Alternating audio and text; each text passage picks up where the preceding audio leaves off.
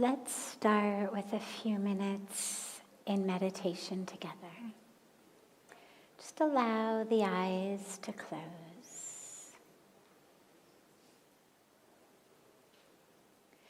And allow yourself to find a comfortable position for the body to sit in. Don't worry too much about the actual posture, but just something that's balanced, that's stable. The spine is straight. And your breath can flow freely.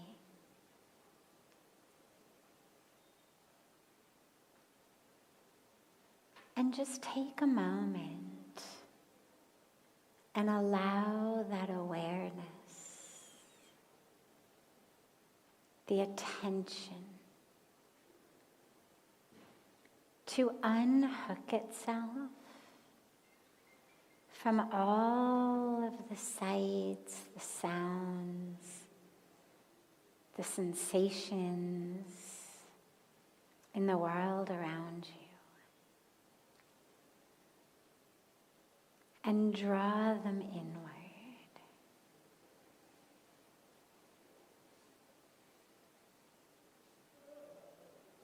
Draw that awareness inward. The outer world is there, but unhook that attention and draw the attention inward.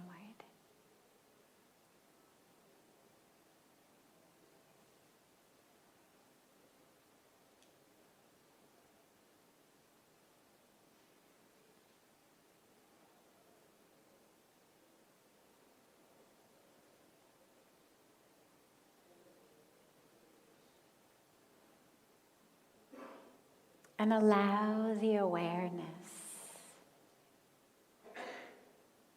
allow the attention to draw into your breath. Let that breath be like a magnet for your awareness.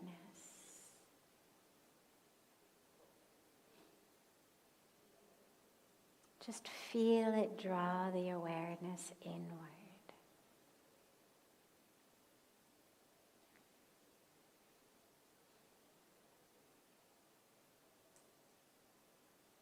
And allow that awareness to expand and extend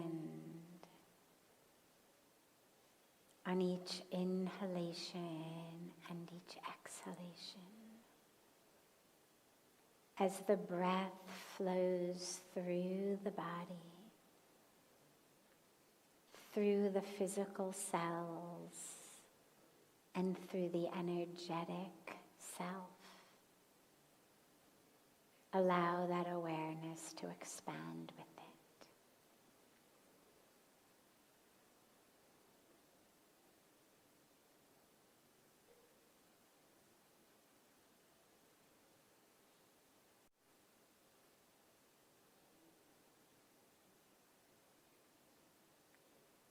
We're not judging, we're not telling stories, we're just aware as the breath flows through the body. The awareness is anchored into it.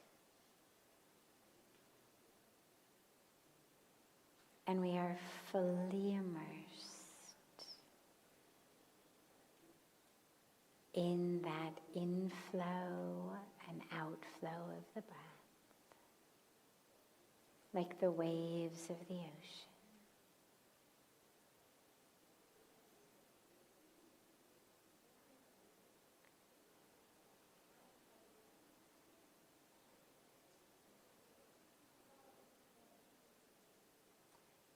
If your mind wanders or you get distracted, don't worry about it. Just gently bring the awareness back to the breath as it flows through every cell of the being. Can the awareness follow the breath into each cell of our being, through our energetic being. Can you stay fully aware?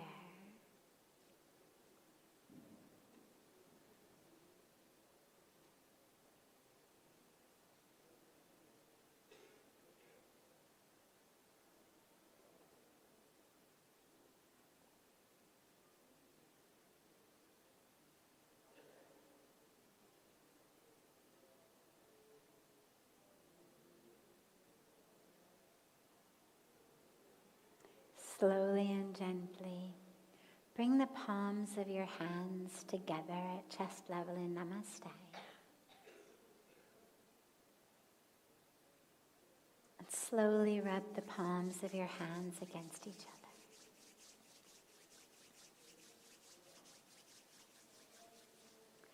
And press the palms of your hands into your closed eyes.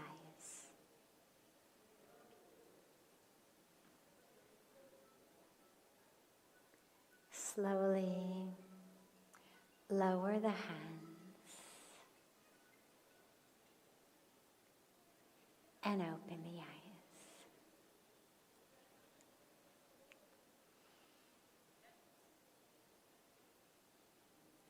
Welcome to Satsang.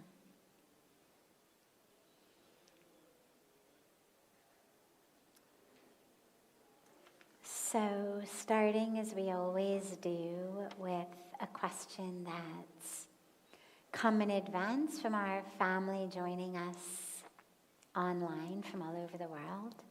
And then we open it up to any questions that anyone here has, but you're first.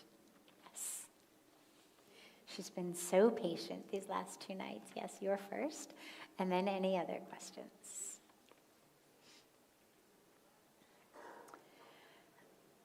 How can I know if I'm on the path of truth? And this was asked by Sylvia. So, some of the points that we can use along the way, when you're driving on any pathway, any road, any highway, you want to make sure you're on the right way. So people will say, and this is, before you have GPS in the phone, but people would say, oh, and then on your right-hand side, you're going to pass a Chevron gas station and keep going. And on your left-hand side, you'll see this beautiful big oak tree. Keep going. You're on the right path. So in the same way, as we walk the spiritual path, how do we know? One of the ways is watch how you are in the world with other people. How frequently do you lose your temper? How frequently are you rude or mean to someone else? And if not in your words, like if you do manage to bite your tongue, how rude are you in your mind? Just watch it. How much is your goal in life, that which drives you, to just grab and grasp for yourself? And how much is the goal to serve others? How frequently do you find yourself overcome with anger or greed or lust or jealousy or any of these other vices that we're told to be wary of? How frequently do you feel like you are totally a slave in the hands of your anger or your lust or your greed or your ego? And just notice it. Because when you're walking the path of truth, it should get less and less every day. It's not an overnight situation. Just because we meditate doesn't mean we're not still human. Doesn't remove lifetimes of sanskaras. It doesn't remove our karmic package. It doesn't remove any of that. But it enables us to to be less and less driven by it, less and less enslaved to it. So just notice it, watch it. How frequently? At the end of the day, do you say to yourself, oh my God, I lost my temper again today? And how many days do you manage to go through and get to the end of the day and say, wow, look at that. I made it a whole day. And I didn't yell at anybody. I didn't insult anybody. I didn't objectify anybody. A whole day. And then you pray for the strength again tomorrow. So just notice those things. And if you find that they're getting better and better, you're on the right path. But if you find that they're not changing at all, or they're getting worse, then you might want to examine your spiritual practices. Because sometimes our spiritual practices can actually delude us. And so you want to make sure that that doesn't happen, that you're not on a spiritual path that's all about like me and, make me this and me that. And, sometimes you see these advertisements or you see stuff, I will teach you how to manifest, a mansion in 30 days. Well, there's certainly nothing wrong with having a mansion. The power of manifestation is beautiful. But our spiritual practices are actually those that make us aware of how full we are rather than how much we want to keep grabbing. So just be wary of practices that are fueling and feeding commercialism or materialism or separation. Give me 30 days and I'll make you better than them. Right? You want to just be wary of things like that are creating more and more separation, more and more division, more and more objectification, and embracing practices that are about compassion, truth, love. Whether it's the truth of you being inseparable from the supreme reality, a non-dual Advaita Vedanta aspect of truth, or whether it's the truth from a purely devotional bhakti way of I love God and God loves me and everything is God, and it doesn't matter. It doesn't matter what path you walk, but a path of that truth that's taking you closer and closer to the divine, whichever path you walk. And as you go, automatically you'll notice you're less and less angry, you're less and less distracted, you are less and less a slave to the games of the mind. The mind doesn't stop playing games, we just stop being such a slave to it. Then it's like, oh yeah, that anxiety, oh yeah, that lust, oh yeah, that greed, oh yeah, that jealousy, oh yeah, this. And you just notice them. But you no longer become a slave to them. You no longer have to do what they say. One of my favorite stories that I always love opportunities to share it, of a beautiful meditation teacher in California who was teaching meditation in Berkeley. It's his story, but I share it a lot. He had a friend, a meditation student, who was trying to give up sweets. His doctor had encouraged him to let go of some of the sweets. His health wasn't so good. And so the guy went to this meditation teacher, his friend, and said, I'm really trying to give up sweets. He said, the problem is every day the bus to work lets me off right in front of this pastry store that I love. And every day I find myself sitting at my desk with a bag of pastries. And he said, and every day I commit, I'm not gonna go in there, I'm not gonna get the pastries. And so his friend, the teacher, says, well, why don't you leave your wallet at home? Great suggestion, very practical way of making sure that you don't buy the pastries. And his friend gets ghost white and he says, what? He says, you want me to steal them?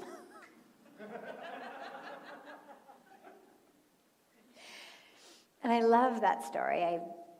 If you sit in satsang for a week, you'll certainly hear me tell it at least once.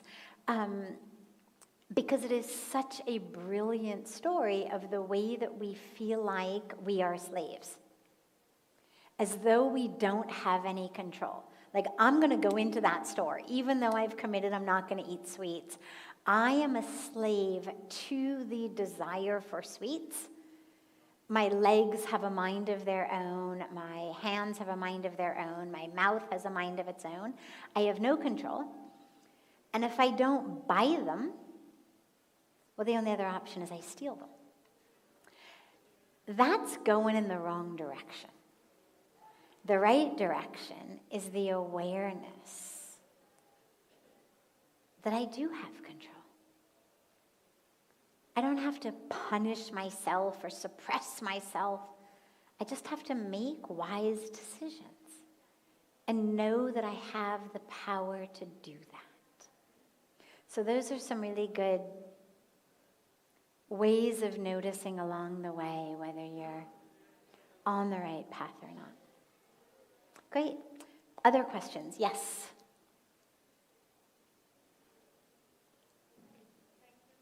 He's going to come turn it on for you.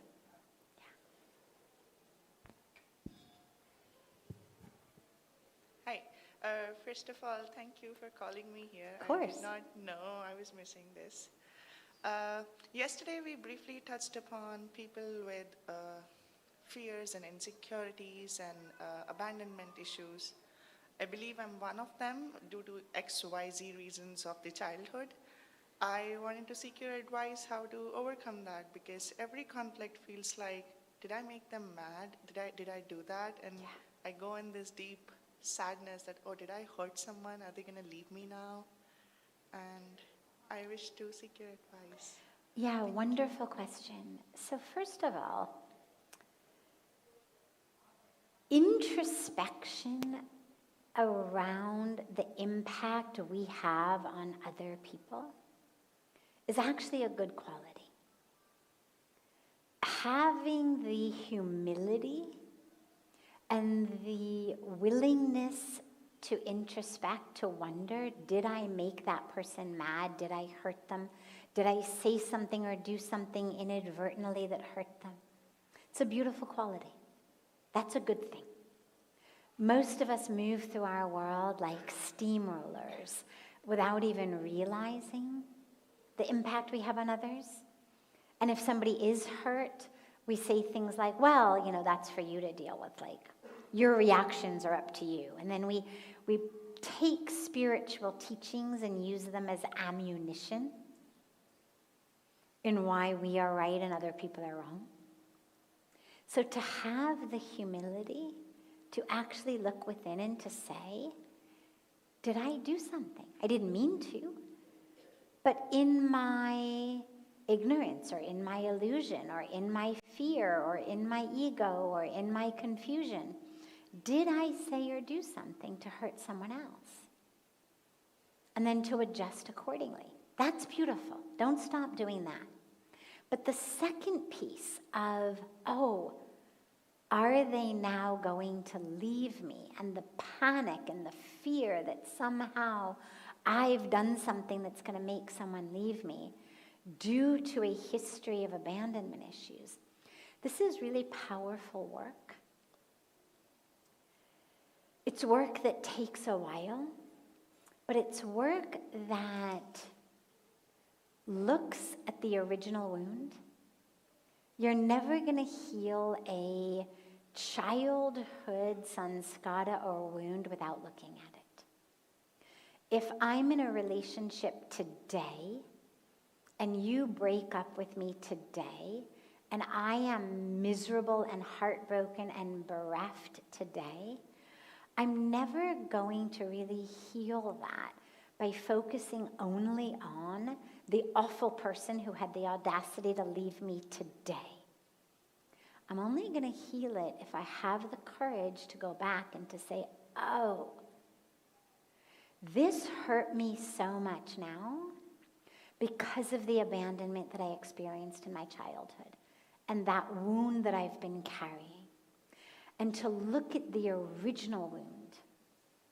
And it takes courage, because most of us have been running from it our whole lives.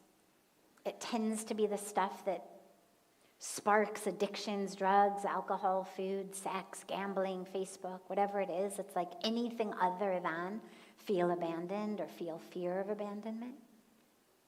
So we look at it. And what we realize is, in the looking, number one, it hurts awfully. And you give yourself permission to feel that original pain. But you also look at it from the eyes of an adult. Because when we are young, the child's mind says, it's my fault. If I were good, I would not have been left. But we look at it from the adult's mind. And when the adult looks at it, the adult can say, oh, this is what was going on. My dad didn't actually leave because I was awful. He left because he was having an affair.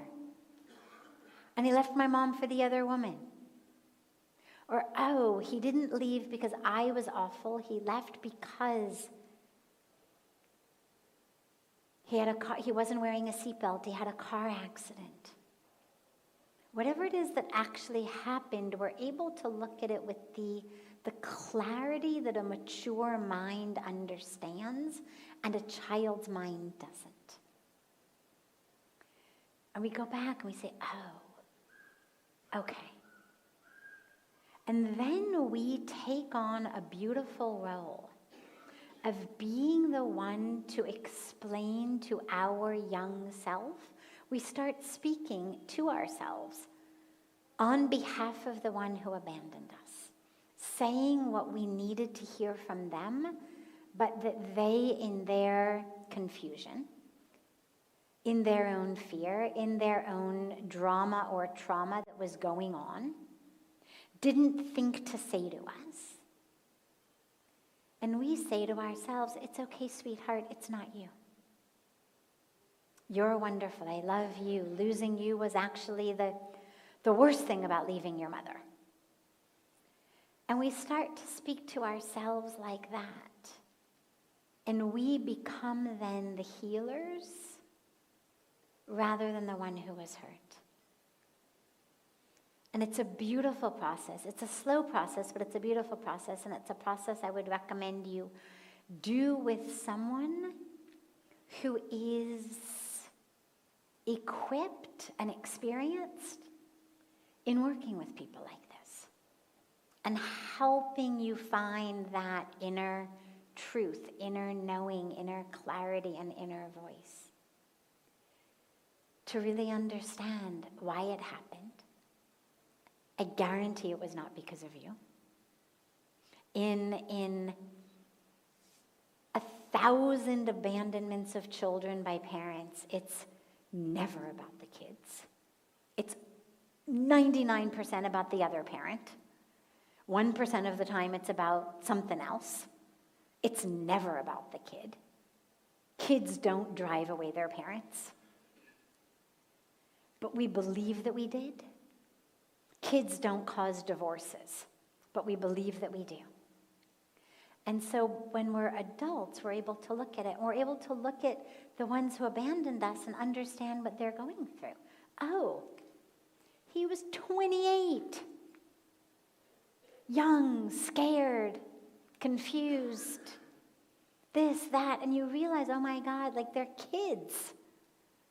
We imbue them, from a child's eye, we imbue them with this omnipotence of the divine. But when we can look at them with an adult's mind, we realize, oh my God, I mean, they were in their 20s, they were babies. Themselves so confused, themselves so, worried and whatnot. And you find forgiveness and you find understanding. Yeah, beautiful. Beautiful. Yes, and then you.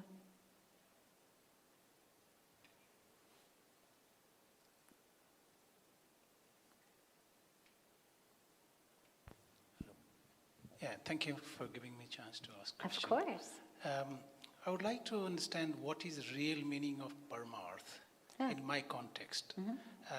I live and work in London, and I'm stuck between disposing my duty for the children, for the parents in India, and really lost the way out. So what is the right thing to do I've just crossed 50 years of age, and I'm confused. Yeah. So, of course, so the word Parmarth literally is Padam Arth. Padam Arth. The highest goal. The highest goal of human birth is self-realization. So Padam Arth is that goal of our realization, our enlightenment, our God realization. But how we achieve it varies from person to person. Here, with regard to how Pujya Swamiji and the founders of the ashram, Swami Shukdevananji Maharaj, back in the early 1940s, in all of the lineage of the saints of this ashram, it has been understood and emphasized by all of them that that highest goal is achieved through service. Through service. There's a beautiful teaching that the founder of the ashram used to say, and I might garble the Hindi. I'm gonna try to remember all the Hindi. I'll give it to you in English, but if I garble the Hindi, I apologize. It was something like, Mandir mat jao, masjid mat, mandir mat jao, masjid mat jao. Something, something, something. Kisi jeev ka har lena hai. Wo, and again, I forget. It's a rhyming, beautiful, poetic way of saying it. But the gist in English is, don't worry if you can't go to the mosque, if you can't go to the temple, if you can't go to church, if you can't go to synagogue. Don't worry if you can't go to your house of worship. Removing the pain from someone else's life is the real temple, is the real house of God. So that's an aspect of our tradition that comes straight down from the founder. The highest goal of human birth, that self-realization, is to be found through service, through selfless service, through becoming an instrument in the hands of the divine. Now, in your life, this, what we call sandwich generation, my kids over here, my parents over here, it's a time, I think, obviously the Bhagavad Gita is for every age, but I think it particularly pertains when we're in situations like this. You have to do your duty. You're not going to abandon your kids. You're not going to abandon your parents.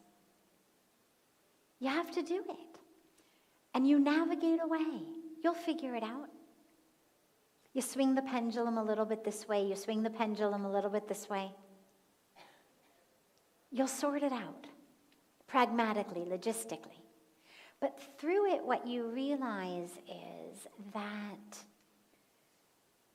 this duty, this dharma, this action, at this time is exactly my way toward my highest goal. If we see that type of work as just drudgery, and whether it's changing diapers, our kids or our parents, or whether it's, being a filing clerk, or stuffing envelopes, or entering data, or doing things that feel boring and low or beneath us in any way, we're missing the point and we're losing the opportunity. Because then it becomes just about diapers and poop, just about files, just about data. We're missing the point. That seva actually is the path toward our realization.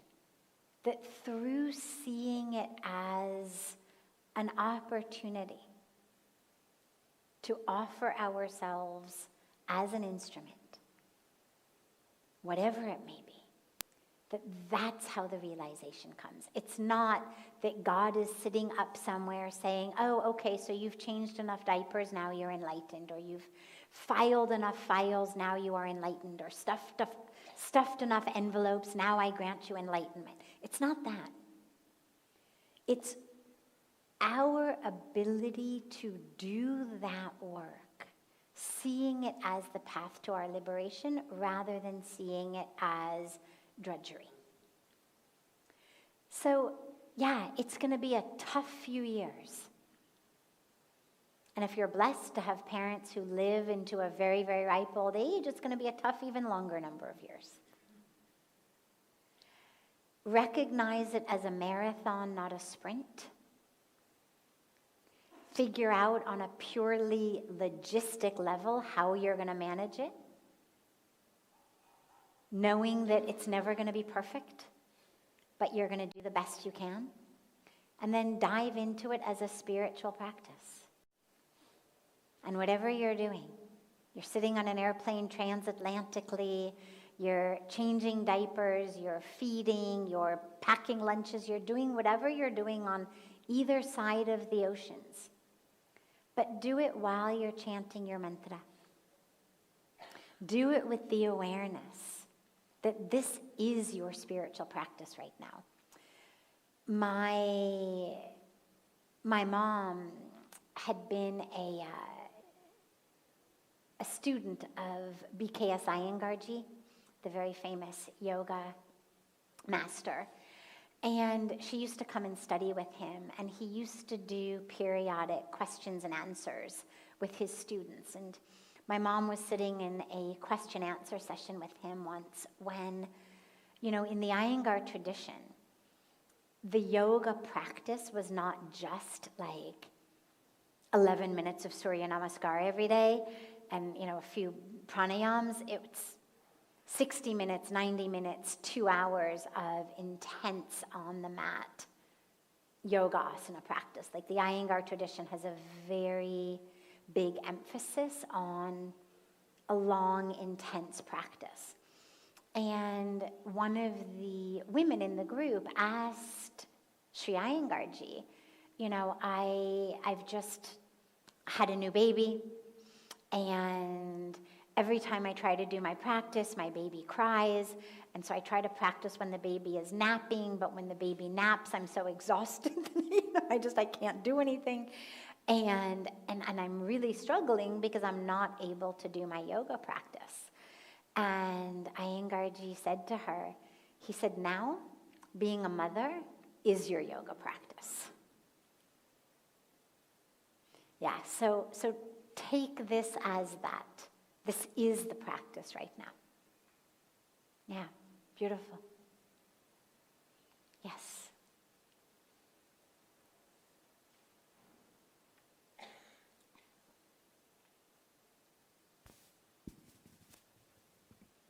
Hello, ma'am. My name is Yash. I came from Delhi. So my question to you is that the outer world often forces me to be manipulative, competitive, and a little cruel to survive. And? A little cruel to survive. Manipulative, competitive, and? A little cruel to survive. A little cruel, okay. Yes, ma'am. But internally, I still feel very innocent and a childlike. I'm 23, starting just my career. So I don't want to lose my goodness, but yet sometimes life and business force me to be tough and selfish. How can I protect my inner purity while still doing what needs to be done in the world? How do I balance my sweet nature and practically really outside? Wonderful. Wonderful question. Okay. So, Yash, It's great that you're asking this at 23 because you still are in the very beginning of creating your life. Never, ever, ever do anything that goes against your nature. It is not worth however much money you think you are going to make by being cruel and manipulative. Competitive? Okay, no problem. Nothing wrong with a good sport between people, good-natured. But not by lying, not by cheating. There is nothing in our Dharma that says thou shalt get ahead by being cruel and manipulative.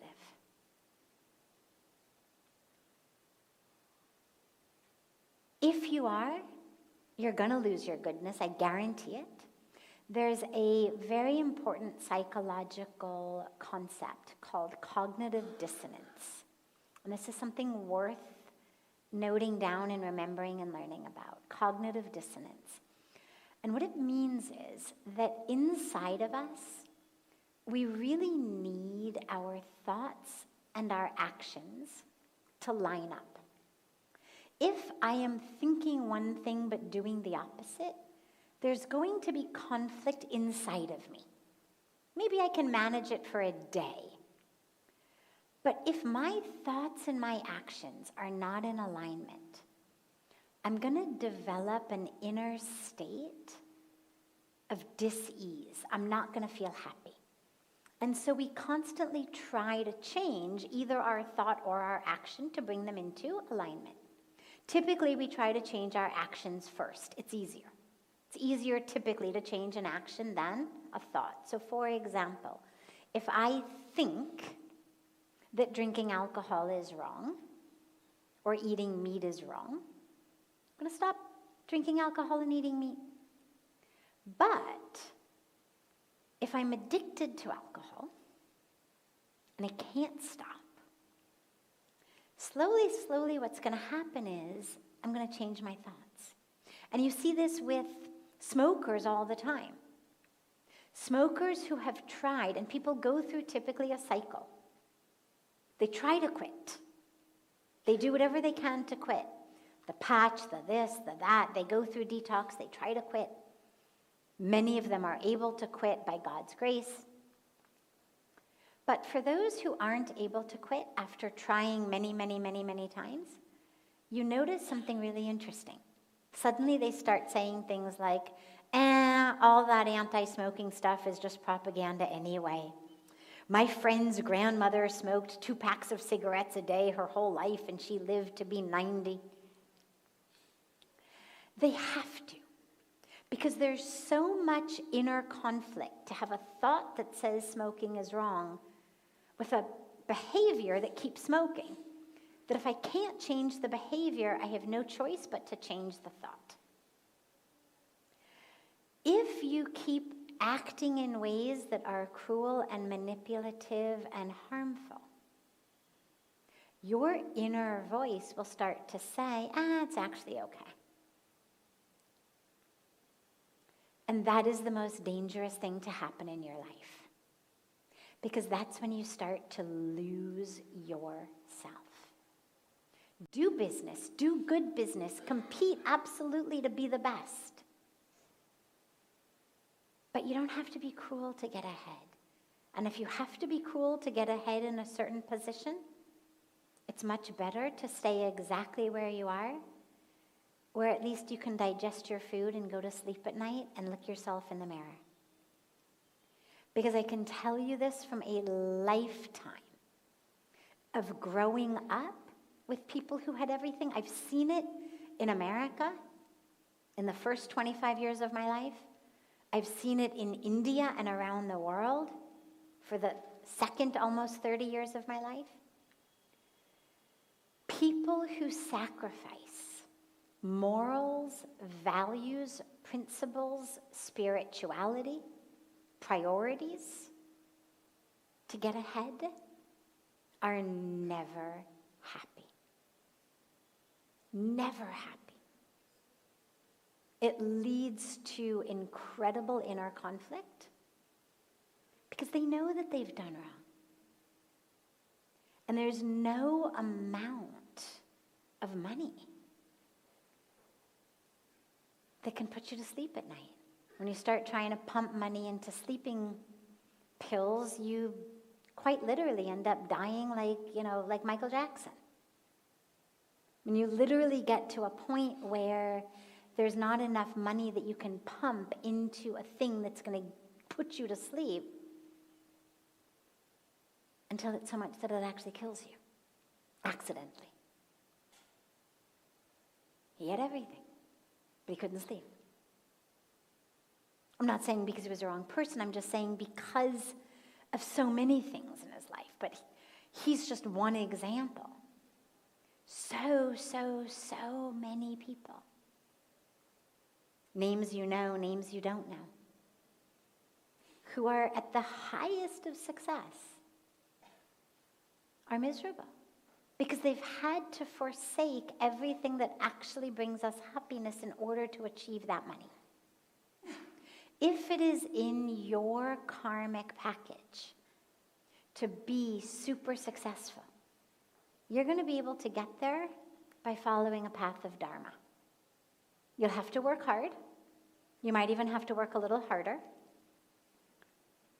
But work pure, work honestly. It doesn't mean, posting your company's secrets on an online bulletin board. It doesn't mean, leaving your files open for a competitor to see. It doesn't mean that. Healthy competition is great. Makes us all do our best. But never do something that you would deem cruel or manipulative or wrong or harmful, because that's going to hurt you. And you're never going to be able to really savor the joy of the success. Yeah, absolutely, absolutely. Have a beautiful rest of your evening. I am going to be out for the next few days. I'm heading to Delhi tomorrow evening and then to Thailand for 2 days. I will be back on the 30th. I think that's Sunday or Monday. 30th, anybody? Sunday. I'll be back to Delhi Sunday night. I'll be back here on Monday morning. So we will gather again on Monday, which is a very beautiful holiday. It's Gita Jayanti. It's the 1st December. It's a beautiful holiday of the day that the Bhagavad Gita was spoken on the battlefield of Kurukshetra. So we will gather together for Gita Jayanti, Arti, and Satsang on December 1st. And until then, have a beautiful, beautiful, beautiful next few days and a very happy Thanksgiving to all of our family joining online from America. Thank you, Pujya Sadhviji. For anyone who didn't get their question answered, we have some forms in the back, and you can fill in your question and put your email address, and then we will get in touch with you when your question is taken up. Also, if you don't know, we have also all the books from Pujya Sadhviji and Swamiji back there, and it's collections of teachings, but also Sadhviji's biography, Hollywood to the Himalayas, and her most recent book, Come Home to Yourself, I believe is back there as well. No? In any case, there were beautiful books back there. There we go. And then we have also some cards in the back that have all of our social